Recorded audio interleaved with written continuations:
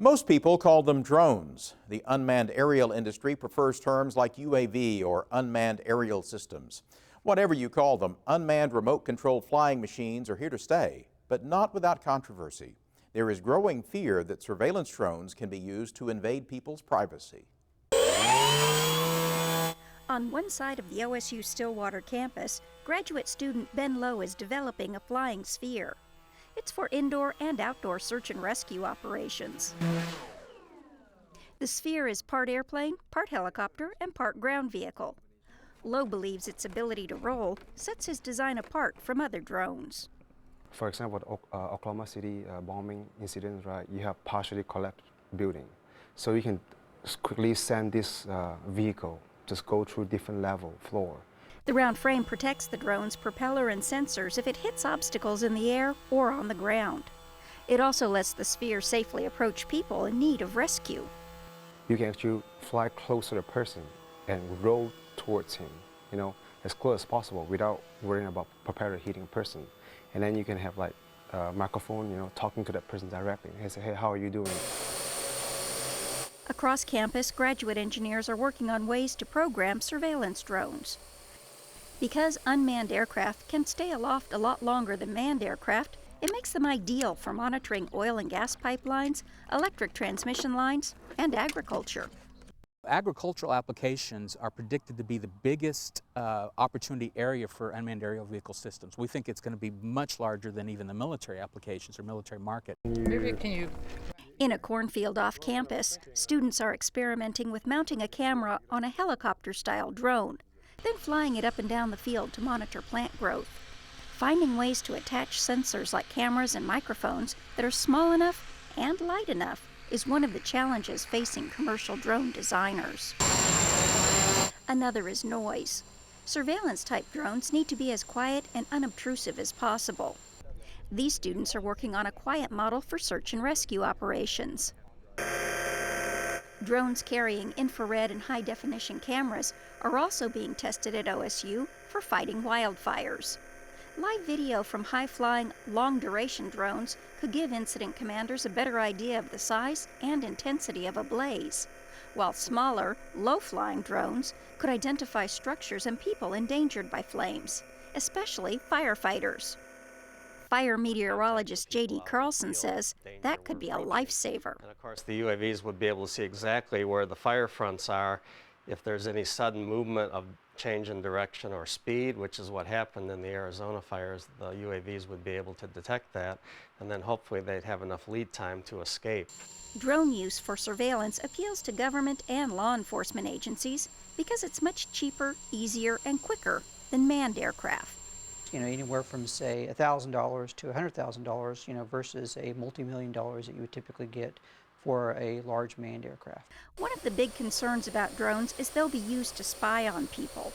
But that's not the only fear unmanned aerial vehicles inspire. Terminator. People are just afraid that they're going to start taking over and shooting people at random, or that, that the people in control of them are going to do that. Part of the reason for that is drones were originally developed for the military to target enemies without putting the lives of flight crews in danger. Now drones are being developed for the domestic market. Congress has given the Federal Aviation Administration until 2015 to come up with regulations governing use in American airspace. Right now, the only thing that's allowed are military applications in military airspace. James Grimsley is president of the Oklahoma Unmanned Systems Alliance, a trade group helping develop domestic drones and their regulation by the FAA. They're going to set up 6 test sites across the United States that will allow them to start to fly under very controlled, very restricted situations and areas that they can start to gather safety data, look at the impact on other aircraft on the airspace system, as well as even cultural, social impacts and those types of things. Oklahoma is lobbying hard to become one of the designated test sites, but won't know whether the state is selected until December.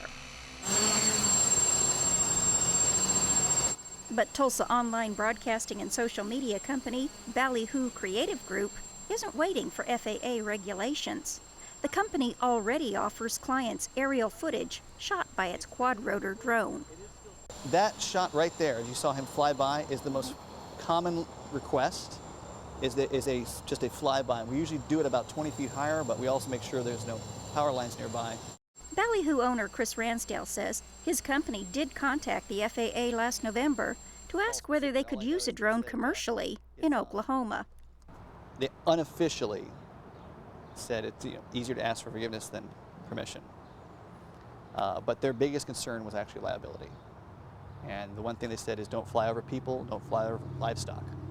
In order to fly a UAV legally, you have to have permission from the FAA.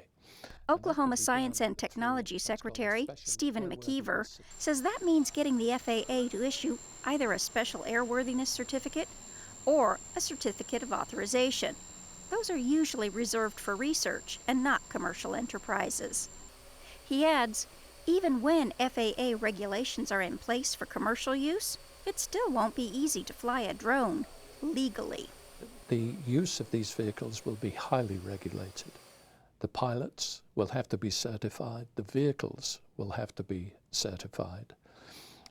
It's not going to be a case of any mom and pop just flying their own vehicle for whatever they wish to do it. That's because drones share airspace with manned aircraft. But what most people worry about is privacy. It has come up several times actually, and we have to, if we're ever going to be shooting in a place that has a neighborhood, we like to make sure that the client consults with the neighbors if it's going to be facing that direction. If we ever catch wind of some private property, we try to exclude it from the video. Whenever you get new technology, there is the potential for abuse, and we must put in place regulations, rules, laws, if necessary, to control that. McKeever anticipates regulations developed by the FAA will protect privacy. My view is that we should wait and see what the federal government are doing, and if necessary, introduce additional regulations as required, but only as required. Last spring, Oklahoma lawmakers considered, but didn't act on a bill requiring law enforcement to get a search warrant before using a drone for surveillance. Oklahoma's ACLU chapter supports the measure. I believe ultimately that courts, including the United States Supreme Court, will look at the use of drones for surveillance purposes and come down with the conclusion that a warrant is required under the Fourth Amendment. Oklahoma ACLU Executive Director Ryan Kiesel says exceptions could be made for emergency situations, such as search and rescue or assessing wildfires. And that bill has stalled when it came out of committee, and it stalled, I think, in large part due to Governor Fallon's administration saying that they felt that any regulation at this point was detrimental to the industry. While engineers tweak drones to get them airworthy, what's really up in the air is whether the FAA, courts, or state lawmakers will decide how to best protect people's privacy as the drone industry takes off.